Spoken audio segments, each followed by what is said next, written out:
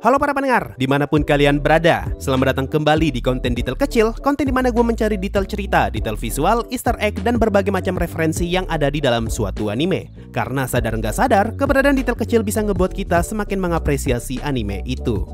Nah, gue baru aja nih maraton salah satu anime yang beberapa waktu lalu sempat ramai karena berhasil ngalahin Kimetsu no Yaiba Season 2 dan juga Attack on Titan Final Season dalam hal popularitas. Dan anime yang gue maksud adalah My Dress Up Darling. So langsung aja, mari kita mulai. Detail pertama, hal pertama yang gue notice ketika nonton anime ini adalah bagaimana Gojo menata kamar tidurnya. Kalau kita lihat di sini, Gojo lebih memilih untuk meletakkan peralatan untuk ngebuat bonekanya di atas meja, sedangkan komputernya justru dibiarkan lesehan di atas lantai. Ini memperlihatkan kepada kita kalau bagi Gojo, ngebuat boneka jauh lebih penting daripada main komputer. Detail kedua, kalau kalian perhatikan halaman rumahnya Gojo, bakal terlihat beberapa tanaman hijau yang terpajang. Nah, tanaman itu disebut sebagai bonsai, yaitu sebuah tanaman yang dikerdilkan dan ditanam di dalam pot. Nah, buat yang nggak tahu, merawat bonsai bisa dibilang sebagai hobinya orang tua. Karena saat ini Gojo tinggal di rumah kakeknya, makanya sangat masuk akal kalau ada bonsai di halaman rumahnya. Detail ketiga, ketika Gojo pertama kali melihat baju cosplay yang Marin buat, dia sangat terkejut ketika melihat betapa jeleknya jahitan baju itu. Nah, di scene ini kita diperlihatkan dari dekat seberapa kasar jahitan baju yang Marin buat. Detail keempat, pada saat Gojo dan Marin belanja bahan pakaian di episode 3, di sini muncul beberapa set pakaian yang terpajang. Nah, dari semua itu, gue cuma notice baju yang paling kanan. Meskipun warna dan model rambutnya berbeda, tapi gue yakin banget kalau itu adalah bajunya Hatsune Miku. Kalau baju yang lain sih gue nggak tahu ya. Di anime ini tuh ada banyak pakaian cosplay dari karakter anime dan game. Tapi karena warna dan bentuknya dibuat beda dengan versi aslinya, jadinya gue sulit untuk nebak referensi dari baju itu. Detail kelima, di episode 4, Gojo sengaja begadang untuk bisa menyelesaikan baju cosplaynya Marin. Nah, pada malam harinya, Gojo sempat pengen nyari gunting, tapi karena dia malas gerak, jadinya dia memilih untuk memotong benangnya dengan menggunakan gigi. Tapi ketika pagi, bisa kita lihat kalau sekarang sudah ada gunting di atas meja kerjanya Gojo. Ini berarti ujung-ujungnya Gojo nyerah dan mau tidak mau dia harus gerak untuk nyari gunting.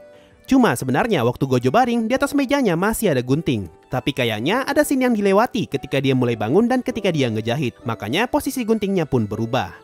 Detail ke-6 di episode 5, ketika event cosplay sedang berlangsung. Di sini ada banyak banget orang yang lagi cosplay jadi karakter anime dan juga game. Tapi ada satu cosplay yang cukup menarik perhatian, dan itu adalah cosplay perempuan berbaju tentara dengan rambut putih, yang terlihat mirip dengan pakaiannya Lena dari anime 86. Selain itu, di episode ini juga muncul cameo atau mungkin cosplay dari 3 orang karakter cewek di anime Horimiya, yaitu Hori, Yuki, dan Kouno.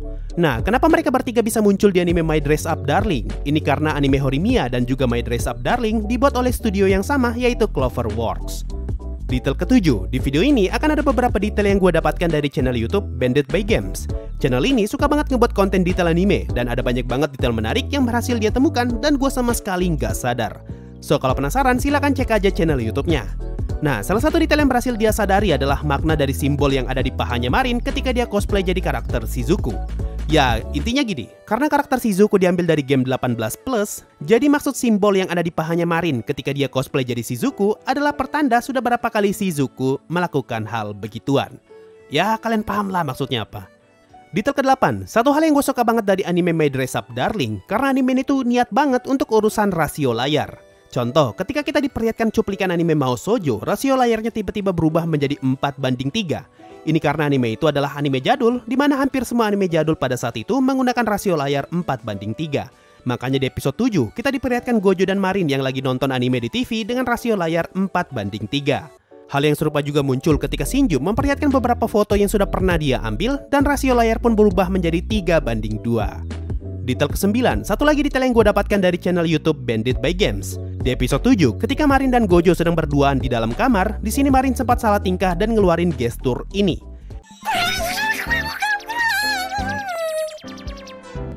Nah, apa yang Marin lakukan di sini disebut sebagai kiss smash. Ini adalah istilah di internet untuk menggambarkan situasi ketika seseorang sedang meluapkan emosi yang tak bisa dijelaskan. Biasanya digunakan ketika orang itu sedang tertawa, frustasi, atau bahkan kegirangan. Nah, hal yang serupa juga sempat muncul di anime Yuru Camp Season 2. Detail ke-10, masih di episode 7, mungkin beberapa dari kalian ada yang bingung apa maksudnya gambar kuda di background ketika Marin mencicipi makanannya sendiri.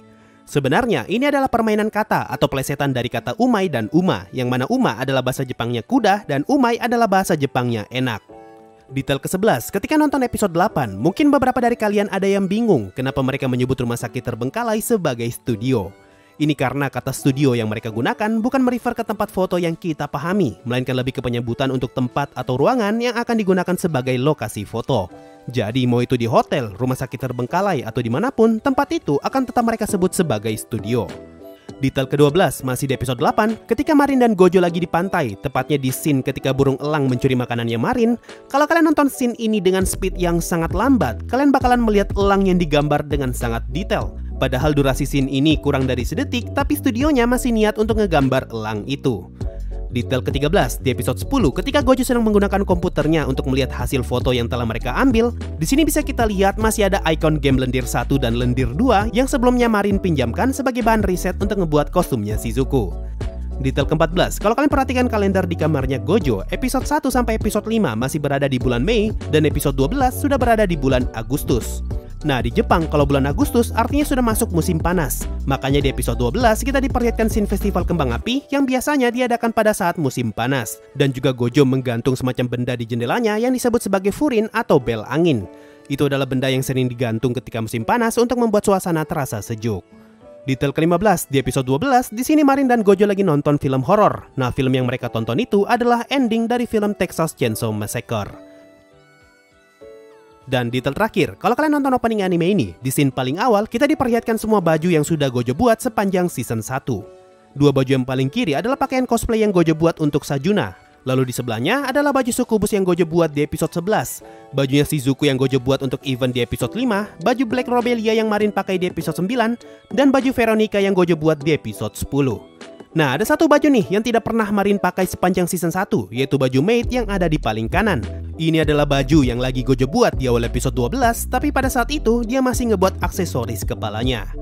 Oke, itu tadi beberapa detail menarik yang berhasil gue temukan setelah nonton anime My Dress Up Darling beberapa kali. Mungkin itu saja untuk video kali ini, makasih semua yang sudah mendengarkan sampai di titik ini. Sampai jumpa di video berikutnya, dan bye-bye! Sebelum masuk Saweria, gue ucapkan terima kasih banyak untuk para petualang Adamantite di bulan April ini, yaitu fans Kuroge's Nime, Joseph Rafael Andre, Nick Redefense, dan Marvelox D. Yo, waktunya Saweria. Ada dari alumni Last Rank. Apakah ada rekomendasi light novel Indo atau Indo ada light novel gak sih? Setahu gua, kayaknya di Indonesia tuh gak ada istilah light novel atau novel ringan. Adanya ya novel doang. Jadi kalau lu pengen nyari light novel asal Indonesia, palingan gak bakal nemu. Nah, kalau lu minta rekomendasi novel di gua, satu-satunya novel Indo yang gua baca cuma Bumi karya Terelie. Ceritanya menarik dan sekarang udah ada lebih dari 10 volume kalau nggak salah. Kalau tertarik silahkan baca sendirilah. Ada dari Rizkis, boleh nggak bahas tier cara anime yang unik sama tanyain penonton channel? Contoh, Shinpachi si kacamata, Zoro si tersesat, dan lain-lain, bebas. Bisa-bisa aja sih, asalkan ada yang mau buat. Ada dari Immortal DS, halo abang orang mana? Australia Utara. Ada dari Roy, bang bahas detail kecil Keon, sabar. Ada dari Dololu, aku cinta sensei, please no homo. Dan terakhir ada dari Zero, tolong bikin detail kecil Nonon Biori atau Yurukem Sensei, di Short TV pun gak apa-apa. Nanti gue coba nonton deh Nonon Biori, tapi kalau Yurukem gue udah pernah coba nonton buat nyari detail dan beneran gak nemu apa-apa bro. So itu tadi dari Saweria, makasih semua yang sudah donasi dan gabung jadi membership. Thanks a lot and bye-bye.